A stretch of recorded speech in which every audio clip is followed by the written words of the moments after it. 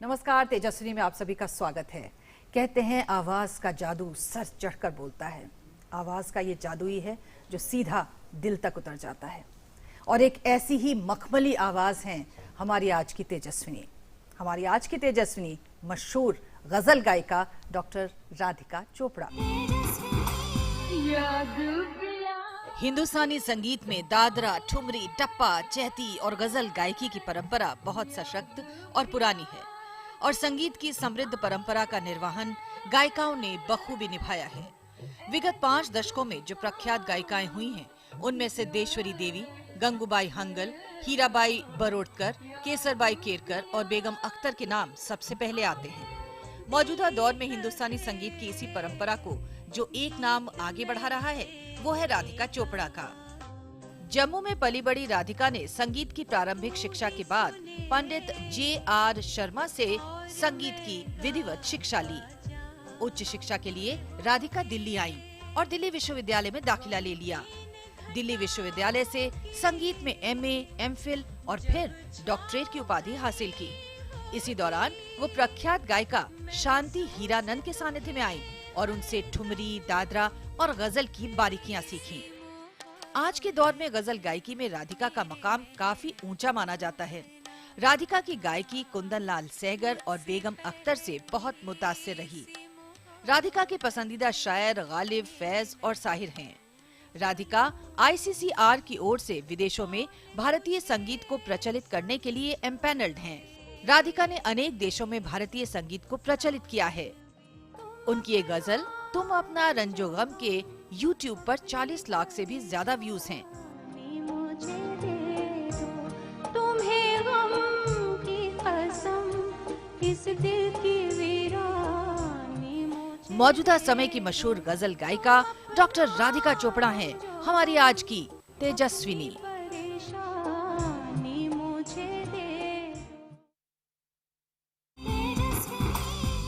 तो आइए मुलाकात करते हैं गजल गायिका राधिका चोपड़ा से, जिनकी आवाज में क्या कहें, मिस्री घुली हुई है। थैंक यू, बहुत शुक्रिया। बहुत तो शुक्रिया। इतनी मिस्री वाली आवाज है तो क्यों ना फिर इस आवाज में पहले कुछ गुनगुना के हम सुन लें। ओहो, अच्छा, शुरू में ही आप कुछ ना कुछ सुनना चाहती हैं? जी, कोई खास चीज सुनना चाहते हैं या मैं अपनी पसंद? आप अपनी पसंद से शुरुआत करिए। मेरा एक बहुत मशहूर जो नगमा है जी, जो बहुत YouTube पे बहुत मशहूर है और WhatsApp पे बहुत मशहूर है, शायद आपने भी सुना है। बिल्कुल। तो उसकी मैं चंद लाइनें आपको जी, सुनाती हूँ। जी।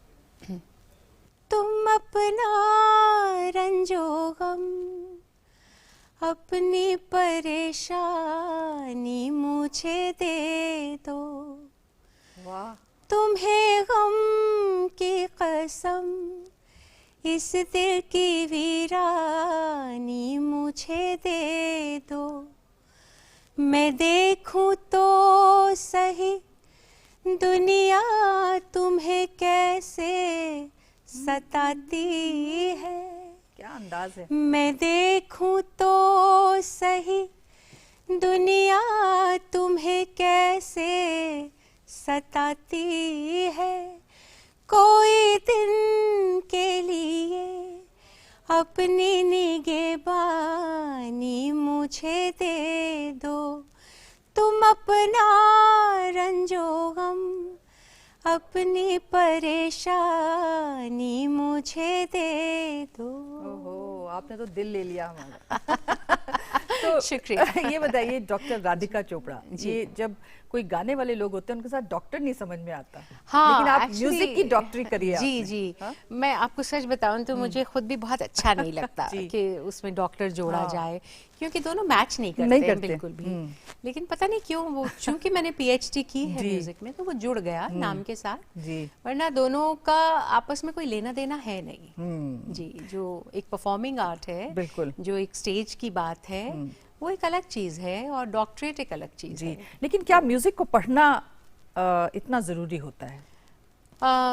ऑनेस्टली स्पीकिंग नहीं, क्योंकि गाना बजाना जो है, स्पेशली अगर स्टेज का काम आपको करना है जी। या प्लेबैक का करना है, वो एक अलग बात है। उसमें पढ़ाई लिखाई ज़रूरी नहीं कि आप म्यूज़िक पढ़ें, लेकिन अगर पढ़ लें तो हर्ज फिर क्या वो, हाँ जी, हर्ज भी कोई नहीं है, सोने पे सुहागा भी हो बिल्कुल। जाता है एक तरह से।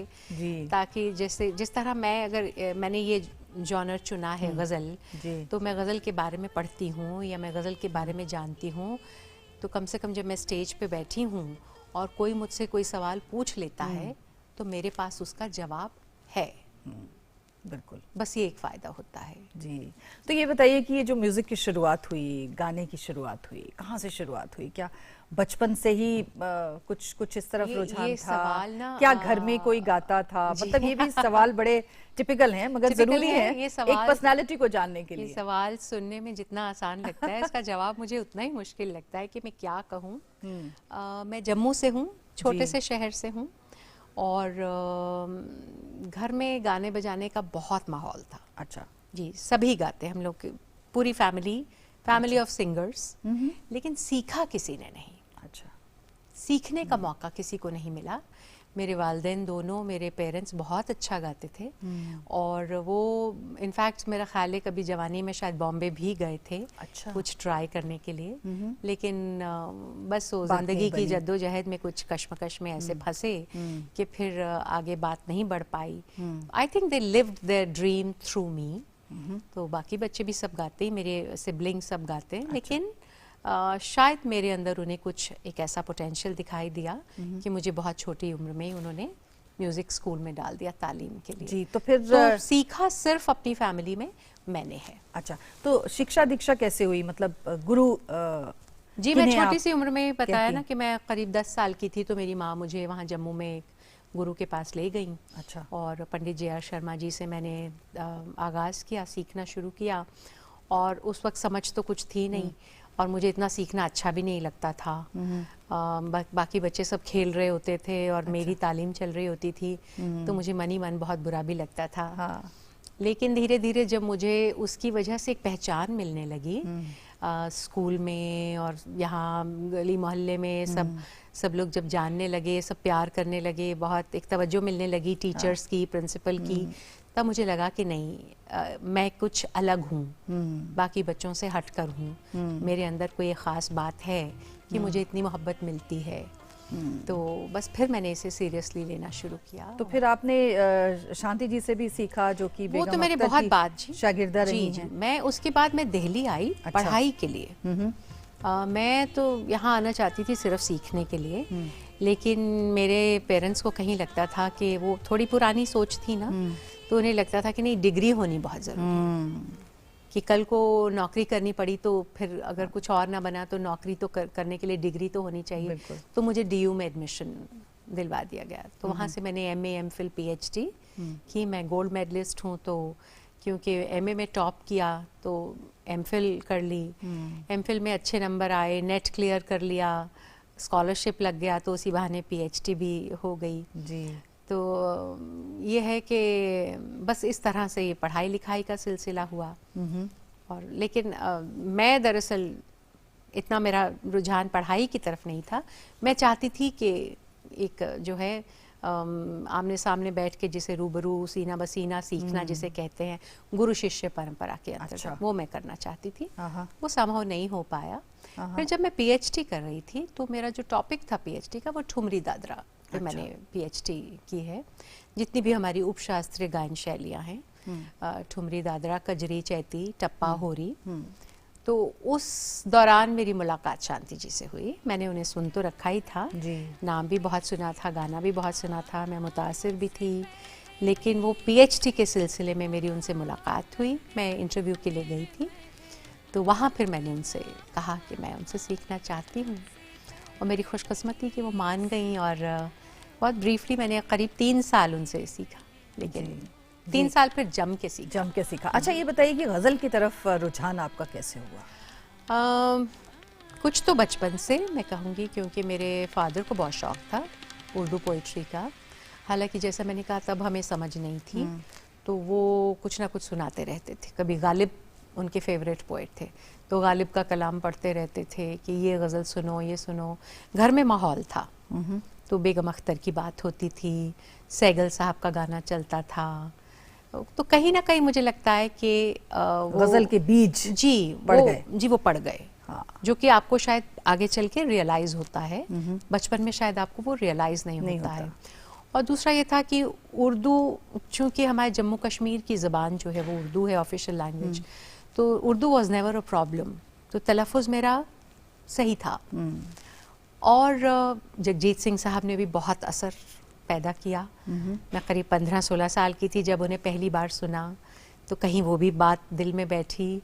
फिर मेहदी हसन साहब को सुना, उनसे बेहद मुतासिर हुई। था गज़ल जी, का, वो टाइम भी था। आप जानती हैं, वो मेरा ख्याल है गोल्डन पीरियड था, है ना? तो उस वक्त तो आपने इतने सारे नाम ले लिए, गालिब से आपने शुरुआत की जी, क्यों ना कोई एक गज़ल की 2 पंक्तियां हो जाए? ज़रूर।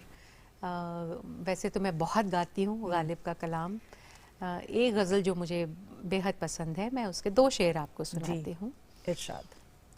रोने से और इश्क में बेबाक हो गए, रोने से और इश्क में बेबाक हो गए, धोए गए हम इतने के बस पाक हो गए, रोने से और इश्क में। क्या बात है। अच्छा, आपने कई शायरों को गाया है, कौन से शायर आपको ज्यादा पसंद है? ये भी बड़ा मुश्किल सवाल है, बहुत मुश्किल सवाल है जी। दिल के जो बहुत करीब हैं जी, वो तो गालिब और फैज़ ही हैं, इसमें कोई 2 राय नहीं और कोई शक नहीं। उनके अलावा मुझे उस्ताद शोरा का कलाम बहुत पसंद है, मोमिन को बहुत गाती हूँ, जिगर बहुत गाती हूँ, मीर है, ज़ौक़ है, बहादुर शाह ज़फ़र बहुत गाती हूँ। तो बहादुर शाह ज़फ़र का कुछ सुन लें हम? हाँ, बहादुर शाह ज़फ़र का सुना देते हैं। कहते हैं कि नहीं इश्क में इसका तो रंज हमें, कि करारो शकेब ज़रा न रहा। अच्छा। गमे इश्क तो अपना रफ़ीक रहा, कोई और बला से रहा न रहा। यानी कि इश्क में जो गम है ना इश्क का, जो मीठा दर्द है, जो गमे इश्क है, अब वो मेरा दोस्त हो गया है, वो मेरा रफ़ीक हो गया है। बात है। तो अब और कोई बला से मेरी ज़िंदगी में है या नहीं है, कोई फ़र्क नहीं पड़ता, मुझे कोई फ़र्क नहीं पड़ता। नहीं इश्क में इसका तो रंज हमें, के करार व शकेब ज़रा न रहा, गमे इश्क तो अपना रफ़ीक रहा, कोई और बला से रहा न रहा। क्या बात है। नहीं इश्क में इसका तो रंज हमें, नहीं इश्क में। आहा, क्या बात है। अच्छा, ये बताइए कि गज़ल, जैसे आप बात कर रहे थे कि ये गोल्डन पीरियड था जिस वक्त, है ना जी, क्यों ओवर द इयर्स ये कम हो गया? क्या वजह है इसकी? क्या सुनने वालों की कमी रही या गाने वालों का कुछ नहीं? मुझे मेन वजह जो है वो तो ज़बान की लगती है, उर्दू की। जो बेगम अख्तर वाला जो दौर था या मेहदी हसन साहब वाला जो दौर था, वो तो ज़बान की वजह से डेफिनेटली वो कम हुआ, जी। क्योंकि उर्दू ज़बान कहीं ना कहीं हमने खो दी। हमारी बदकिस्मती है, वो हमारी ज़बान थी, बिल्कुल। हमारे हिंदुस्तान की ज़बान है, लेकिन हमने पता नहीं क्यों उसे एक मज़हब या एक मुल्क के साथ जोड़ दिया, जो कि बिल्कुल गलत हुआ। हमारे दादा परदादा, आप देखिए हमारे वालिदैन सब बिल्कुल। उर्दू में ख़त लिखा करते थे और सब उर्दू हमारी ज़बान है, जी। लेकिन उस वजह से वो कहीं ना कहीं, अब जैसे ये मैंने जो आपको बहादुर शाह जफ़र का कलाम सुनाया, मुझे आपको मीनिंग समझाना पड़ा, तो आपको लगा कि हाँ बिल्कुल। वाकई बहुत खूबसूरत है। सही बात। अगर मैं ऐसे किसी लेमैन को ये सुना दूं तो उसके पल्ले तो कुछ नहीं पड़ेगा, सब ऊपर से निकल जाएगा। तो उसमें एक बहुत बड़ी कंट्रीब्यूशन जगजीत सिंह साहब ने ये की कि उन्होंने आसान जो हाँ, ज़बान में गाया।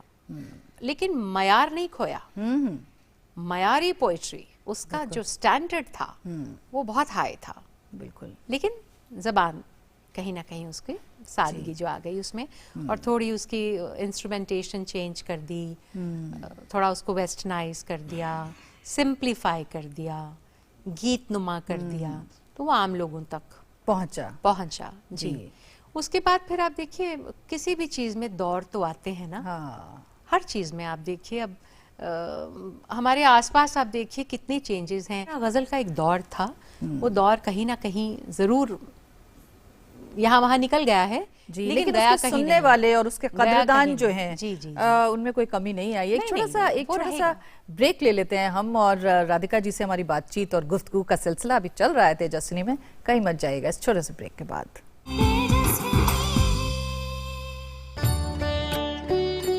महात्मा के मंत्र। मौन सबसे सशक्त भाषण है। धीरे धीरे दुनिया आपको सुनेगी। बापू को कृतज्ञ राष्ट्र की श्रद्धांजलि।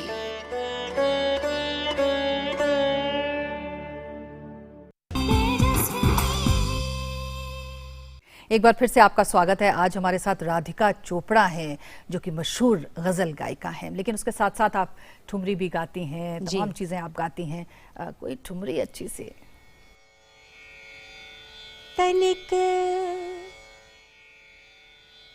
तनिक तो है बलमा, जाने नहीं दूंगी मैं तो बलमा, जाने नहीं दूंगी, जाने नहीं दूंगी, जाने नहीं दूंगी, जाने नहीं दूंगी, जाने नहीं दूंगी, मैं तो बलमा, जाने नहीं दूंगी, बलमा, जाने नहीं दूंगी, जाने नहीं दूंगी, जाने नहीं दूंगी। क्या बात है। जाने जाने ना ही दूंगी, जाने नहीं दूंगी, जाने नहीं दूंगी, जाने नहीं दूंगी, जाने नहीं दूंगी, जाने नहीं दूंगी। अरे कितना खूबसूरत। बस ये छोटा सा एक नमूना ही मैं आपको दे सकती हूँ जी जी, इसमें। कितना खूबसूरत। अच्छा ये बताइए कि इतना फ्यूजन का दौर चल रहा है म्यूजिक में, पता नहीं क्या क्या हो रहा है, जी इतना झंझावात, आंधियां चल रही हैं, जी कहाँ पाती हैं आप? जी, मैं उसे कन्फ्यूजन कहती हूँ, है ना? जी। बहुत कम ऐसा सुनने में आता है कि फ्यूजन हो और बहुत खूबसूरत हो, उसकी कोई सेंस बन रही हो, कोई बात बन रही हो। मैंने आपसे कहा ना कि चेंज इज इनएविटेबल, है ना? Yeah. हर चीज में चेंज तो आनी है। Change for good change for good, yes, होना चाहिए। जी। लेकिन ये सब बैड होगा तो गुड की वैल्यू पता चलेगी ना। बात ये है। तो मेरा ख्याल है जो भी आज के यंगस्टर्स कर रहे हैं, रैप है या फ्यूजन है, मुझे एक बात की खुशी है कि वो किसी ना किसी तरह म्यूजिक से जुड़े हुए हैं। जी, म्यूजिक से जुड़ना बहुत ज़रूरी है, किसी भी आर्ट फॉर्म से जुड़ना बहुत ज़रूरी है हमारे बच्चों का। और जो पुरानी चीज़ें होती हैं ना, जो हमारी धरोहर है, बिल्कुल वो कहीं नहीं जाने की। सही कह रही हैं आप। वो आज भी वही है।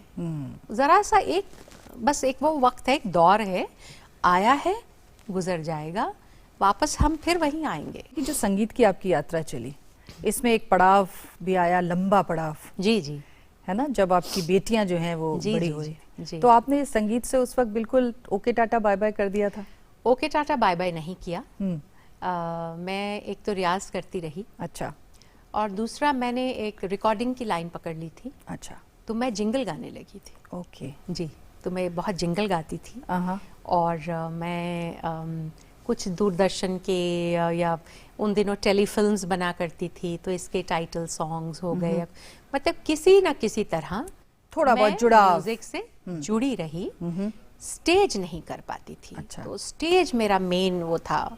आई was mainly attracted to stage. मुझे ऐसा लगता था कि मैं बनी हूँ स्टेज के लिए। मुझे लोगों से रूबरू होना, वहाँ सुनाना और लोगों से बातचीत करना और शेयर करना अपनी ज़िंदगी की तो जब कहानियाँ। वापस लौटी तो कोई दिक्कत तो नहीं आई आपको? उस दिक्कतें तरीके आई, बहुत आई, क्योंकि देखिए वो 10 साल बहुत लंबा वक्फा होता है।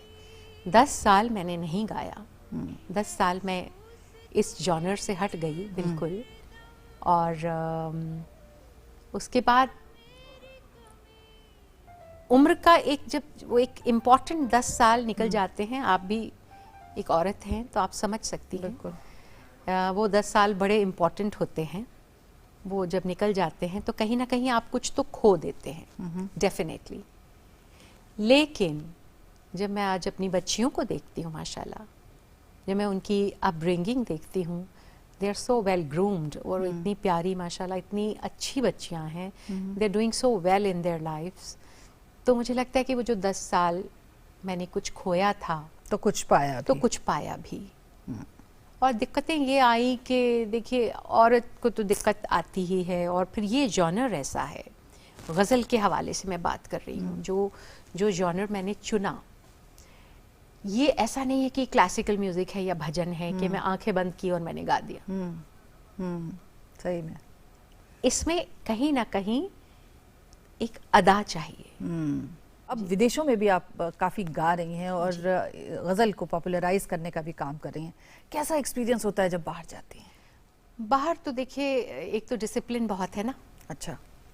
बाहर क्या है कि एक भूख है, एक प्यास है, there is a hunger, you know, क्योंकि कम मिलता है ना। यहाँ बहुत मिलता है, ख़ास तौर पे दिल्ली में मैंने देखा कि यहाँ फ्री के प्रोग्राम होते हैं, टिकट नहीं है, फ्री के प्रोग्राम्स हैं। बाहर तो वो इंतज़ार में है, वो पलकें बिछाए बैठे हैं कि कब एक अच्छा कोई आर्टिस्ट आए और हमें सुनाए। फिर उसके बाद वो 2-3 घंटा जिस शिद्दत से सुनते हैं, जिस मोहब्बत से सुनते हैं, जिस प्यार से सुनते हैं, उस प्यार की मुझे हिंदुस्तान में ज़रा तलाश थोड़ी है। सी कमी लगती है। जी, थोड़ी सी कमी लगती है। हाँ। प्यार तो बहुत है, लेकिन वो जो मैंने डिसिप्लिन की बात कही, यहाँ भी कुछ ऐसे शहर हैं, जैसे भोपाल है, हैदराबाद है, जोधपुर है, ये माशाल्लाह ऐसे शहर हैं जिनमें जहाँ जाके आज भी गाना बहुत अच्छा लगता है। चलते चलते आगे क्या कुछ आपके प्लान्स हैं? कहाँ आपको पहुँचना है? कोई प्लान नहीं। मैं सच बताऊं तो मेरा कोई प्लान नहीं है, और आगे मुझे कहाँ पहुंचना है ये भी मैं नहीं जानती। बस मैं सिर्फ इतना चाहती हूँ कि मुझे लोगों की मोहब्बत और प्यार इसी तरह मिलता रहे, मैं गाती रहूं। गज़ल की जो मैं खिदमत कर रही हूँ, वो गज़ल के लिए किसी ने कहा है कि फ़िक्र मोमिन की, ज़बान दाग की, मीर का रंगे सुखन, गालिब का अंदाज़े बयां हो तो गज़ल होती है। सिर्फ अल्फाज ही माने पैदा नहीं करते, जज्बा खिदमत फ़न हो तो गज़ल होती है। क्या बात है। वो जज्बा बहुत ज़रूरी है इस फ़न की खिदमत करने का। तो जो मैं खिदमत कर रही हूँ, बस मैं यूं ही करती रहूँ, यूं ही गाती रहूँ, और एक दिन बस इसी तरह गाते गाते, जैसे बेगम अख्तर गई ना इस दुनिया से, ये मेरा एक ड्रीम है कि मैं उनकी तरह बस गाते गाते एक दिन इस दुनिया से जाऊं। क्या बात है। तो फिर चलते चलते अपनी पसंद की कोई गज़ल की। वो एक नज़र में मुझे पहचान गया है, वो एक नज़र में मुझे पहचान गया है, जो बीती है दिल पर मेरे सब जान गया है। अरे वाह। वो एक नजर में मुझे पहचान गया है, वो एक नजर में मुझे पहचान गया है, जो बीती है दिल पर मेरे सब जान गया है, वो एक नजर में मुझे पहचान गया है। क्या बात है, शुक्रिया। बहुत खूबसूरत गजल, और हमें उम्मीद है कि आप इसी प्रकार से गाती रहेंगी और लुभाती रहेंगी दिलों बहुत को, शुक्रिया, उनके दिलों शुक्रिया। में जगह बनाती रहेंगी। बहुत बहुत शुक्रिया। धन्यवाद। आपकी मोहब्बत का बहुत शुक्रिया कि आपने मुझे इस काबिल समझा कि इस प्रोग्राम में शिरकत करने का मौका दिया। हालांकि एक शेर है आपके लिए कि देर लगी आने में तुमको, शुक्र है फिर भी आए तो जी। क्या खूब है। तो बस इसी तरह मुझे आप लोगों की दुआओं की ज़रूरत है, मुझे दुआओं में याद रखिए। बहुत बहुत शुक्रिया तेजस्विनी में आने के लिए और इतनी सुंदर बातचीत और गजलें सुनाने के लिए आपका शुक्रिया, बहुत बहुत धन्यवाद। बहुत शुक्रिया, धन्यवाद। तो ये थी जो गजल के जरिए दिलों में अपनी जगह को बना रही हैं। अगले हफ्ते एक और ऐसी